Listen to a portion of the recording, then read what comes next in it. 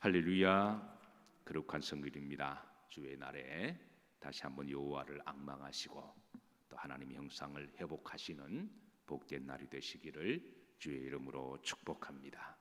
자, 말씀 제목입니다. 큰 제목은 이사야 52장은 바벨론 포로 귀환에 대한 어떤 말씀, 예언적인 말씀. 성경에 보시면 역사적인 예언을 통해서 역사적인 사건을 있는 그대로 우리들에게 알려주기도 하시지만, 그러나 그 역사적인 예언의 사건을 통해 앞으로 오실 영적인 메시지를 전해 주실 때가 굉장히 많습니다. 대표적으로 52장이 그러합니다. 자, 이러한 우리가 두 가지 하나님의 영적인 레슨을 깨닫고 오늘 본문에 들어가면서, 첫 번째는 이제 역사적인 사건을 우리가 기억해야 되고, 두 번째는 이를 통해서 하나님이 우리에게 주시는 예언적인 말씀을 우리가 받아야 되는데요. 자, 7절입니다. 자, 7절에 보시면 자, 좋은 소식을 뭐하며 전하며 그랬습니다. 좋은 소식을 전하며. 기본적으로 이사야 52장은 BC 537년에 페르시아의 고레스 대왕이 바벨론 제국을 무너뜨리고, 바벨론 제국이 그동안 무지막지하게 이제 주변의 포로들을 잡아다가 노예 정책을 실시하고 학대하고 그렇게 힘들게 굴었습니다. 그런데 이 고레스 대왕은 참 재미있는 사람이어서 어떤 경로를 통해서 하나님을 알게 된지는 모르지만 그는 이방인이면서도 하나님을 두려워하는 사람이었습니다.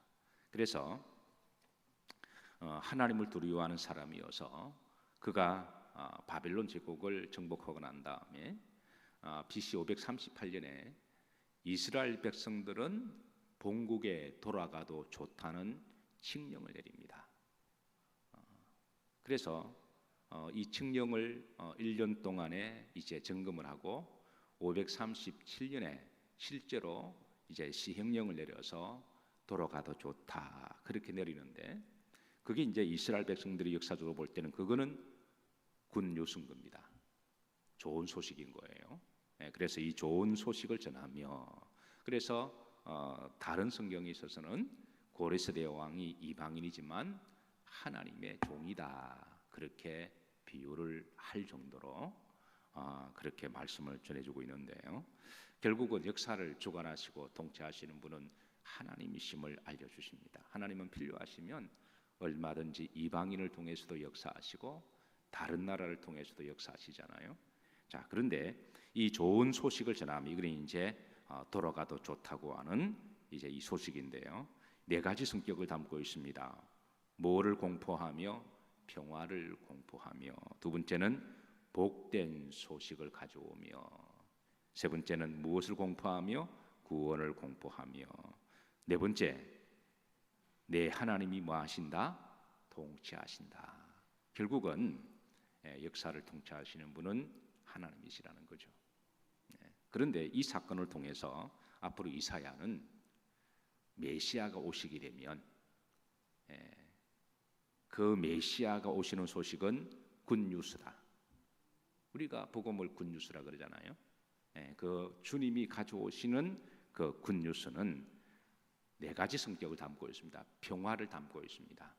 막힌 담을 흘러버리시고 갈등과 분쟁과 죄악의 담을 흘어버리시는 예수 그리스도. 그 다음에 두 번째 복된 소식입니다. 세상에 가장 복된 소식은 코로나 바이러스 백신이 개발되었다는 소식도 아니고, 이제 내가 바라는 소원이 그건 개인적인 소원이죠. 그러나 전 인류를 구원할 소식은 예수 그리스도이신 줄로 믿으시기를 바랍니다. 그래서 우리 믿는 사람들은 좀 성숙하면 내가 조금 힘들고 내가 바라는 일이 안 돼도 우리가 예수 그리스도의 복음이 전파되면 거시적인 관점에서 예수 그리스도의 복음을 통하여 우리가 기쁨을 회복해야 될 줄로 믿습니다. 사람이야 사실은 솔직히 말하면 좋은 소식과 나쁜 소식은 업앤다운 하잖아요. 어떻게 우리가 개인적으로 맨날 좋은 일만 있겠습니까? 때로는 비 오는 날도 있어야 우리가 좋은 날에 감사도 알게 되는 거죠. 그래서 성숙한 성도는 개인적인 신앙에 포커스를 맞추는 게 아니라 그리스도에게 맞추는 사람들, 그래야 흔들림이 없습니다. 계율에 맞추면 자꾸 신앙에 기복이 심해요. 은혜 받았다가 안 받았다가 삐졌다가 좋았다가 이러면 본인도 피곤하고 예수님도 보시기에 너 참 피곤하다 그러지 않겠습니까? 그래서 세상에 가장 복된 소식은 예수 그리스도의 복음인 줄로 믿으시기를 주의 이름으로 축복합니다. 자, 세 번째는 구원을 공포하며, 구원을 공포하며, 주님이 오신 목적이 구원이죠. 그 다음에 네 번째, 내 하나님이 뭐 하신다? 통치하신다. 결국은 말쿠토 샤마임, 천국은 어떤 곳이냐? 하나님이 통치하시는 곳이 천국이 될 것입니다. 자, 이 소식을, 이 파수꾼들의 사명이 있다면, 그래 이제 그 바빌론 포로에 잡힌 이스라엘 백성들이 고레스 대왕의 칙령이 나왔을 때에 BC 530 몇 년이라 그랬다고요? 8년. 그리고 칙령이 나오고 1년이 지나고 난 다음에 537년에 시행령이 떨어져서 그런 인타발이 있는데요. 그 1년 동안에 저들이 얼마나 외쳤을까요? 꿈 같은 70년 동안에 우리가 포로로 살았는데 하나님이 역사하셔서 저 고레스대 왕이 우리를 가도 좋다. Let them go back to Israel. 이스라엘로 돌아가도 좋다라고 했으니 그 1년 동안 저들이 얼마나 목소리가 터지라고 외쳤을까요? 자, 이렇게 전하는 자의 발을 넘는 그 발이 얼마나 아름다운고 그렇게 했습니다. 자, 그러면서 8절에 보면 내 파수꾼들의 뭐로다? 소리로다. 그들이 소리를 높여 일제히만이 노래하니 이는 여호와께서 시온으로 돌아오실 때에 그랬습니다. 그들이 예루살렘으로 돌아갈 때 마치 우리나라가 36년 동안의 일제하에 식민지로 살았습니다. 역사적으로 아마 그때 사신 분들은 한 36년을 사신 분들은 평생 우리나라가 독립이 안 될 줄로 생각했을 거예요. 지금은 이제 군복무 기간이 조금 좀 짧아져서 조금 다행입니다만은 저희 때만 하더라도 33개월이었거든요. 근데 우리 선배들은 36개월로 알고 있습니다. 아마 그 이상 어르신들은 아마 더 길었는지도 모르겠어요. 어쨌든 33개월을 군대 생활 해보신 분들은 아시겠지만 보통 한 26개월 정도 지나면 제대에 대한 실감이 없습니다. 그냥 영혼이 말뚝 박을 것 같은 느낌이 들죠. 그래서 한 30개월 되면 이제 제대한다라고 하는 이제 3개월 남았으니까 그런 통지도 이렇게 그렇게 서로 이야기를 하는데 말은 해도 실질적으로 제대에 대한 그 말뚝 박는 그런 느낌만 있습니다. 그리고 막상 제대할 때 실감이 나지 않아요. 그리고 제대하고 난 다음에 아마 대부분 다 경험하셨지만 한 10년 정도는 군대 꿈을 꾸는 것 같아요. 저 같은 경우는 한 10년 정도 군대 꿈을 처음에 한 6개월 동안은 자주 꿨고 지날수록 좀 줄어드는데 지금은 뭐 거의 꾸는 일은 없습니다. 그런데 어쨌든 33개월을 군대에서 봉직을 해도 그렇게 실감이 사라지는데 36년을 아마 그래서 우리의 일제 지하 때 많은 분들이 아마 일본 쪽으로 귀화를 하지 않았을까. 그런 것도 이해도 됩니다. 이 나라가 없어졌는데 그런데 이 70년을 살았거든요. 근데 70년에 저들은 이제 나라가 없어졌다고 생각했는데 그런데 고레스 대왕이 돌아가도 좋다 했을 때에 저들이 얼마나 기뻤을까요? 8.15 때에 45년에 그때 광복을 외쳤던 수많은 우리의 부모들, 누님들, 형님들이 얼마나 발발 뛰면서 기쁘고 즐거워했을까요? 그거보다 훨씬 더 큰 기쁨이라고 생각하시면 됩니다. 그런데 지나고 보니까 우리나라가 여러분 우리가 능력이 있어서 스스로 독립하셨나요? 우리가 정직하게 역사를 평가하면 우리가 똑똑했어요? 우리가 독립운동을 열심히 했어요? 아니죠. 뒤에 우리나라를 돕는 나라들이 있었습니다. 그리고 그 뒤에 그 나라들을 통치하는 하나님이 계셨습니다. 그래서 우리는 우리 역사를 보면서 결코 잊지 말아야 하고 부인하거나 왜곡하지 말아야 할 것은 도와준 사람에 대해서 기본적으로는 고맙기는 생각해야 됩니다. 나중에 돌아서서 네가 왜 도와줬냐 이렇게 하면은 그거는 기본적으로 인성의 문제고 신앙의 문제죠. 도와준 거는 도와준 거고 빚이 있습니다. 그러나 고마움을 가지되 역사를 주관하시고 통치하시는 분 누구시다? 하나님이시다. 그런 나라를 움직여서 고레스대 왕이 이방인이지만 성경에 보면 그를 하나님의 종이라 그랬거든요. 그러니까 하나님의 필요하신 이방인도 사용하시고 필요하면 나귀도 사용하시는데요. 거짓 선지자 발람이 갈 때에 나귀가 구테타를 하잖아요. 그러니까 필요하면 하나님의 원수들을 또 사용하시는데요. 아놀드 토인비 역사 위대한 역사가가 말하기를 지나간 역사를 지나서 복기를 해보면 결국은 남는 것은 영적인 것밖에 없다. 이 아놀드 토인비가 역사학가가 한 말입니다. 흘러간 역사를 복기를 해보니까 결국은 역사를 큰 줄기에서 이끌어 가시는 분이 계시다라는 거예요. 그래서 우리나라를 이렇게 독립하게 하시고 이렇게 축복하신 것은 우리가 근본적으로 따져 들어가 보면 하나님의 역사요. 또 그때에 우리나라를 도왔던 나라들이 있음을 기억하고 우리나라도 왕 같은 제사장의 나라가 되어서 주변 나라를 돕는 나라가 되어야 되고 해방시키는 나라가 되어야 되고 또 복음의 통로가 되어야 될 줄로 믿습니다. 그리고 이 일을 해야 될 기관이 있다면 사실은 정부인데 정부가 일을 하지 못하면 교회가 이 일을 해야 된다는 거예요. 그래서 교회는 구원의 통로가 되어야 됩니다. 교회는 이 사람 저 사람을 다 품을 수 있는 곳이 되어야 되지 어떤 이념에 따라서 골라서 받을 수는 없잖아요. 내가 맞는 사람만 이렇게 모이는 곳은 교회가 이미 그러면은 교회는 타당에 빠진 거죠. 교회는 어떤 사람도 와서 누구든지 와서 예수 그리스도를 만나야 되고 주님을 만나면 이 파도 저 파도 양파 대파도 다 없어지고 바울파도 베드로 파도 아볼로 파도 없어지고 오직 예수 그리스도 한 분만 보이게 될 줄로 믿습니다. 그러니까 교회가 자꾸 이렇게 이념으로 분열되는 건 아직까지 복음화되지 못했다라는 겁니다. 한국 교회의 성숙함이 아직까지는 부족하다라는 거예요.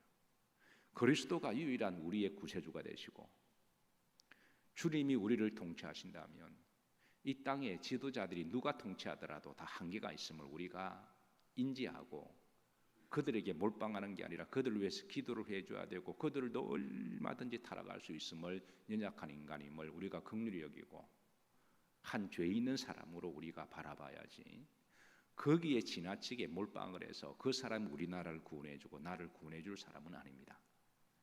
그래서 우리를 구원하실 분은 예수 그리스도시고 우리 믿는 사람들이 살아가는 법의 말씀은 하나님의 말씀이지 세상의 이념이나 사상이 아니지 않겠습니까?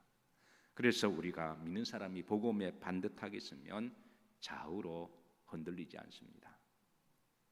거룩한 성일 오직 주님께 구원을 올려드리시기를 주의 이름으로 축복합니다.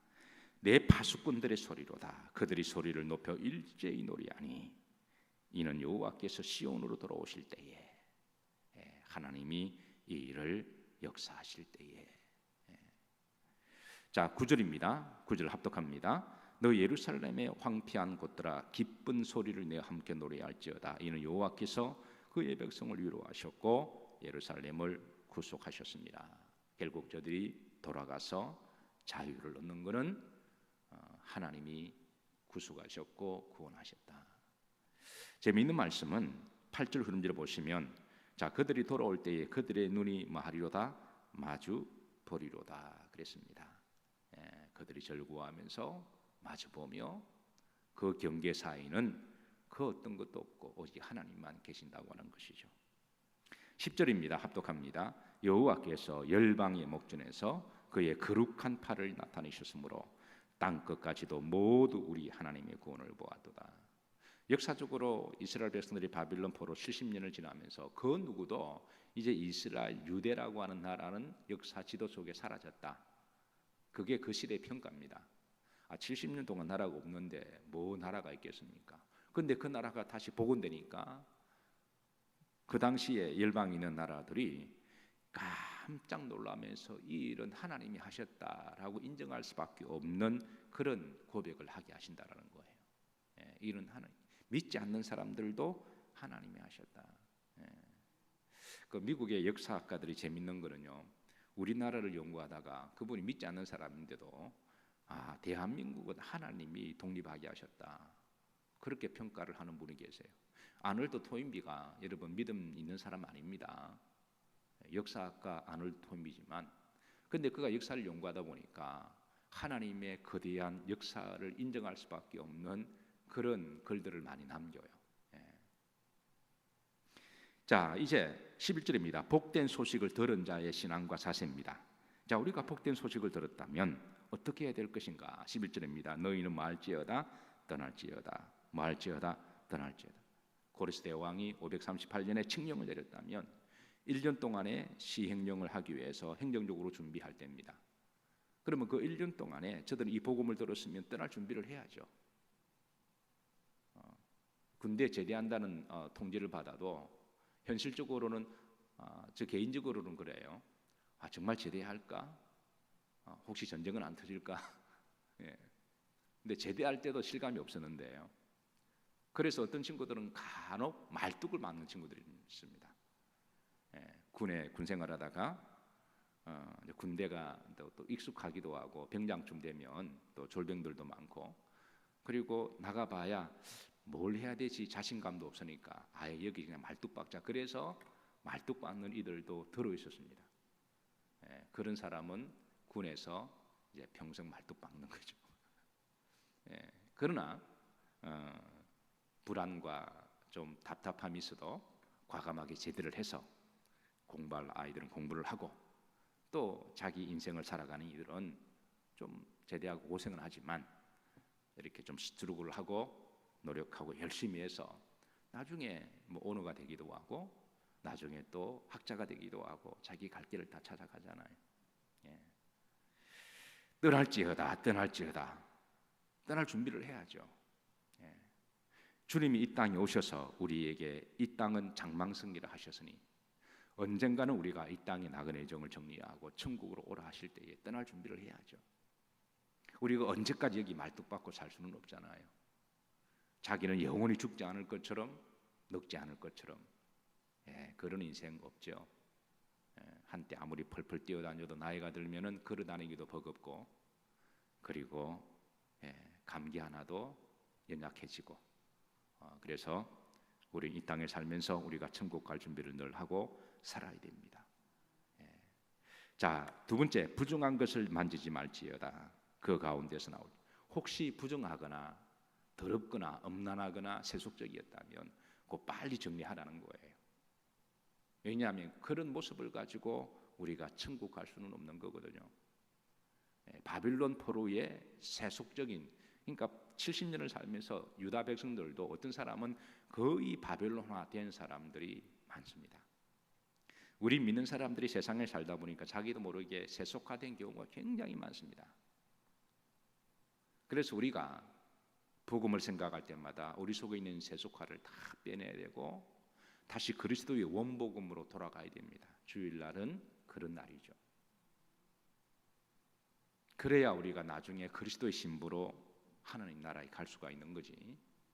세속화되어서 음란하고 더럽게 그렇게 살아가다가 나중에는 예복을 입지 않은 자여라고 우리가 쫓겨날 수도 있는 거예요.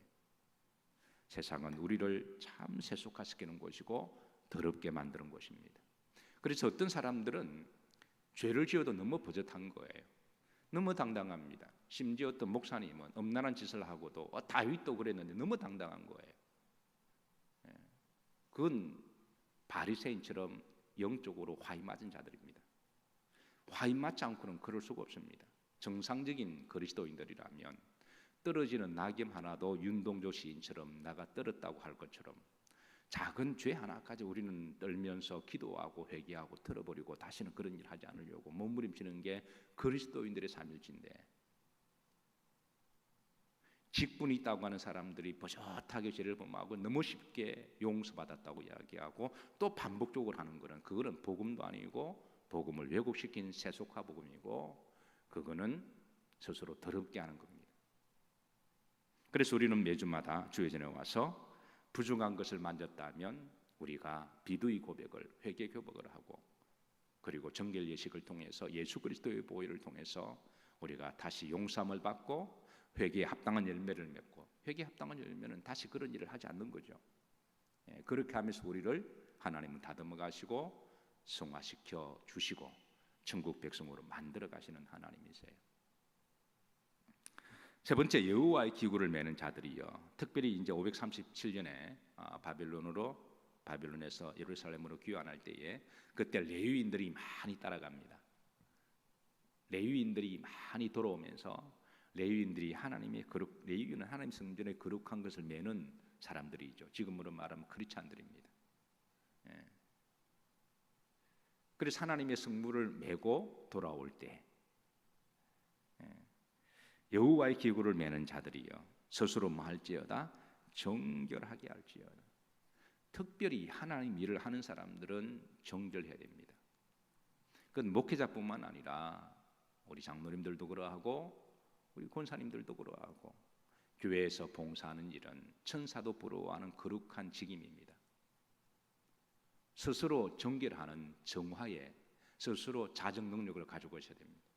들켜서 누가 너 하지 않았냐 그렇게 해서 회개하는 것도 뭐 나쁘지는 않죠.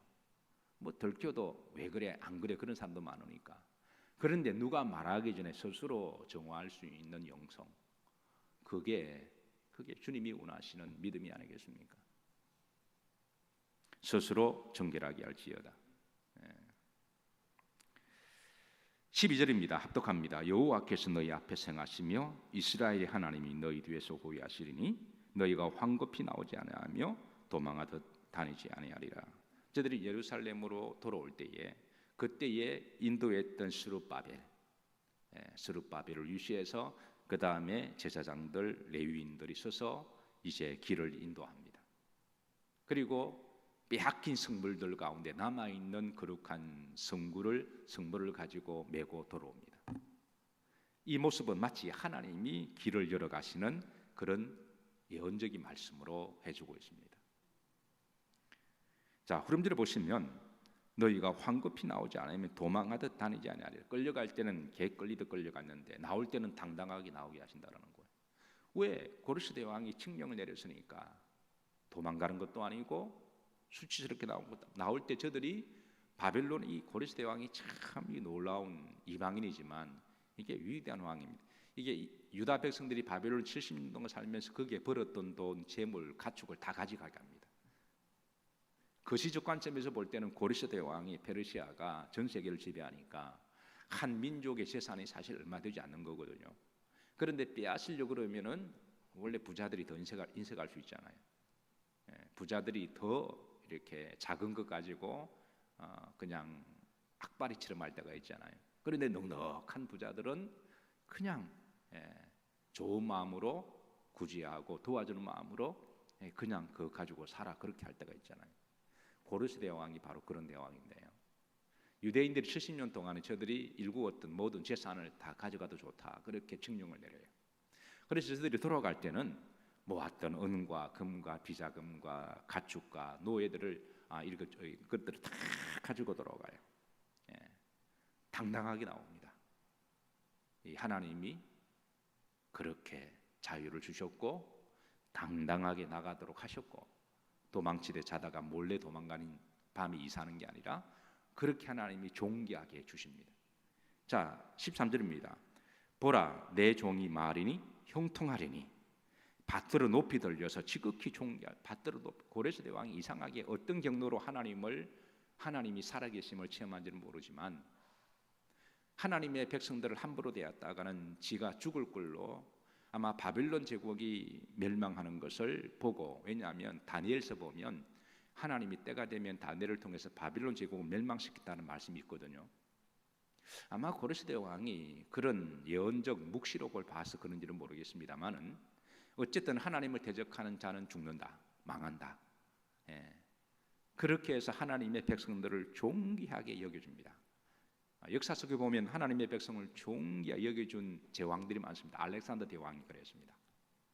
알렉산더 대왕이 이게 헬라 사람인데 유독 유대인들을 극히 존경해주고요, 유대인들을 보호하는 정책을 씁니다.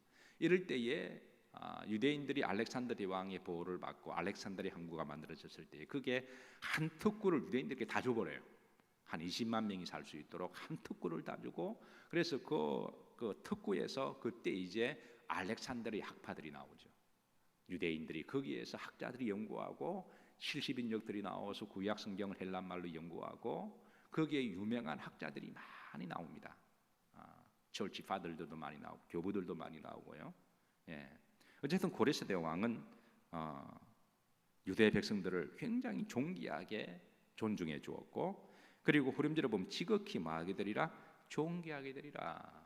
지금 미국도 그러잖아요. 미국도 세계를 제패하지만 미국이 제일 존귀하게 파트너로서 존귀해주는 나라가 이스라엘이잖아요. 네. 미국은 이스라엘을 굉장히 존중해줍니다. 정치, 경제 모든 뒷배경에서 역사적으로 하나님이 이렇게 하세요. 가만히 보면 큰 판을 하나님 짜실 때 그렇게 짜나가십니다. 14절, 전에는 그의 모양이 타인보다 상하였고 포로로 있었으니까 늘 얻어터지고 맞고 그랬죠. 그의 모습이 사람들보다 상하였으므로 많은 사람이 그에 대하여 뭐 했거냐, 그렇게 얻어터지고 천박받고 깨지던 사람이 이제는 고레스 왕으로부터 존귀함을 받아서 저들이 자유가 되어서 그렇게 당당하게 돌아갈 때 정말 놀랄 일이죠. 우리들도 마찬가지입니다. 복음을 알기 전에 우리는 한때 우리나라가 무당의 자식들이었습니다. 우리나라가 조선이 얼마나 가난하고 힘들고 못 살고 무시받고 천대받았나요? 그런데 하나님이 우리나라를 구원하셨고 우리나라를 축복하시니까 지금 우리나라가 얼마나 당당한 나라가 되었나요? 예. 역사를 거시적 관점에서 우리가 볼 필요가 있습니다. 15절 다 같이 합독하십니다. 그가 나라들을 놀라게 할 것이며 왕들은 그로 말미암아 그들의 입을 봉하리니 이는 그들이 아직 그들에게 전파되지 않은 것을 볼 것이요 아직 듣지 못한 것을 깨달을 것입니다. 왕들이 놀라서, 이방 나라 왕들이 말도 많고 달도 많잖아요. 그런데 이거는 말할 수 없을 정도로 입을 딱 다물어서 어찌 그런 일이, 어떻게 이런 일이 일어날 수가 있을까? 그런데 그들에게 아직 전파되지 아니하고 아직 듣지 못하는 더 신비한 것도 있을 거라는 거예요. 그거는 이 포로 역사를 뛰어넘어서 앞으로 하나님이신 예수와가 이 땅에 오셔서 구원을 선포하시고 구원을 이루어 가실 때 그 구원은 유대 한 나라만 임하는 게 아니라 모든 족속으로 제자를 삼아 복음이 열방으로 퍼져나갈 때 그때 더 놀라운 복음의 깨달음이 있을 거라는 거죠. 그래서 여러분과 저도 우리가 복음을 만나고 복음을 알아가고 있고 복음의 신비의 깨달음 속에 감동을 받고 있습니다.